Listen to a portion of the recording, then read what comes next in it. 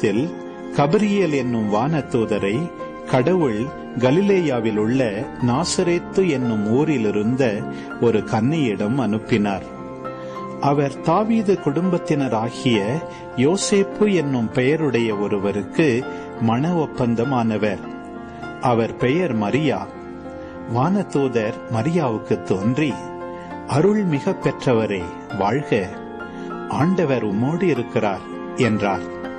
இவ்வார்த்தைகளை கேட்டு அவர் கலங்கி, இந்த வாழ்த்து எத்தகையதோ என்று எண்ணிக்கொண்டிருந்தார். வானதூதர் அவரை பார்த்து, மரியா, அஞ்ச வேண்டாம், கடவுளின் அருளை கண்டடைந்துள்ளீர். இதோ கருவுற்று ஒரு மகனை பெறுவீர். அவருக்கு இயேசு என்னும் பெயரிடுவீர்.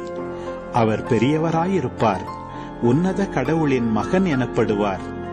அவருடைய தந்தை தாவீதின் அரியணையை ஆண்டவராகிய கடவுள் அவருக்கு அளிப்பார். அவர் யாக்கோபின் குடும்பத்தின் மீது என்றென்றும் ஆட்சி செலுத்துவார். அவருடைய ஆட்சிக்கு முடிவே இராது என்றார். அதற்கு மரியா வானதூதரிடம், இது எப்படி நிகழும்?